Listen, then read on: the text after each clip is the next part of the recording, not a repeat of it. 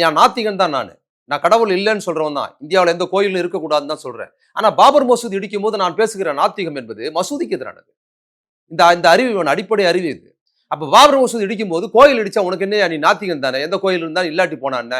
பாபர் மசூதி இடிக்கும் போது நான் நாத்திகம் பேசக்கூடாது. அங்க நான் இஸ்லாமியனா பேசணும். நான் இஸ்லாமிய இறை நம்பிக்கை ஒரு இஸ்லாமியர் எப்படி பேசுறோம், அதை விட தீவிரமா நான் தான் முன்னால் நிற்கிறேன் இஸ்லாமியனை தாண்டி.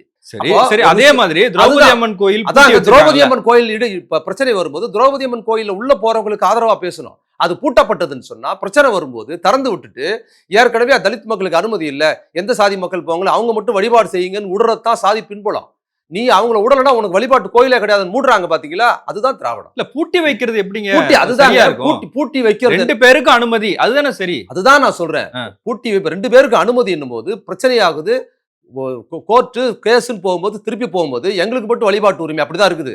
ஒரு சாதிக்கு மட்டும் வழிபாட்டு உரிமை தலித் மக்களுக்கு இல்லைன்னு இருக்கிற சூழல்ல தான் அந்த கோயில் இயங்கிட்டு இருக்குது. அப்ப தலித் மக்கள் உள்ள போகும்போது கோயில் பிரச்சனையாகும் போது, அப்ப நீங்க அரசு உள்ள போயிட்டு உங்களுக்கு தனி கோயில் கட்டித்தரேன் நீங்க போயிடுங்கன்னு சங்கராச்சாரியை சொல்ல முடியாது.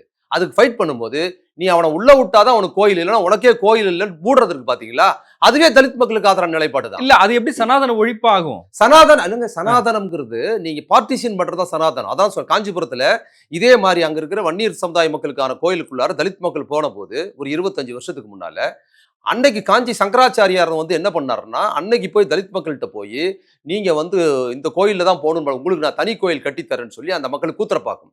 அந்த மக்களுக்கு தனி கோயில் கட்டி கொடுத்தாரு. அதுதான் சனாதனம். அப்ப அந்த சிஸ்டத்தை பாதுகாக்கிறதா சனாதனமே தவிர ஏதோ ஒரு வகையில் சிஸ்டத்தை பிரேக் பண்றது சனாதனத்துக்கு எதிரானது. அப்போ ஒரு அரசு என்ன நடவடிக்கை எடுக்க முடியும்னா, அந்த சிஸ்டம் இருக்கும்போது அதெல்லாம் கிடையாது, இது இவங்களுக்கான கோயில், உங்களுக்கு இன்னொரு கோயில் கட்டி கொடுக்குறேன்னு அரசு நடவடிக்கை எடுத்திருந்தாதான் சனாதனம். அப்ப இந்த இடத்தில் நீ அவனுக்கு வழிபட உள்ள விடுற வரைக்கும் இந்த கோயில் நீ வழிபடத்துக்கு உரிமை கிடையாதுன்னு பூட்டுறாங்க பாத்தீங்கன்னா, அது சனாதனத்துக்கு எதிரான ஒரு தில்லான நடவடிக்கை தான். அந்த கண்ணோட்டத்தில் இவங்க பாக்குறதே கிடையாது. அதை பாக்குறதே கிடையாது. இங்கேயும் சொல்ற எல்லா இடத்தையும் நீங்க ஒரு தீண்டாமை சுவர்னு ஒண்ணு கட்டிட்டாங்க, அதுல அருந்ததி மக்களுக்கு அனுமதி கிடையாது உள்ள கட்டிட்டாங்கன்னு கூட தான் சொல்லப்பட்டது. அப்ப என்ன ஸ்டாண்ட் எடுக்கப்பட்டது? அது போன்ற ஒரு ஸ்டாண்ட் தான் இங்க எடுக்கப்பட்டது. அதனால இது நீங்க நுட்பமா பார்க்கும்போது நீங்க எந்த நேரத்தில் எதை பேசுகிறீர்கள் போது அது யாருக்காக மாறுதுங்கிறது ரொம்ப முக்கியமானது. நீங்க சனாதனத்துக்கு எதிராக மிக தீவிரமான போர்கள் கொடுக்கும்போது நீங்க இந்த பக்கத்துல இறங்கி கோயில்ல உள்ள விடுறாங்களா அங்க கேட்கறீங்களான்னு கேட்கறது இந்த உரிமையை கேட்பதில்லை. அது என்ன, சனாதனத்தை பாதுகாப்பது.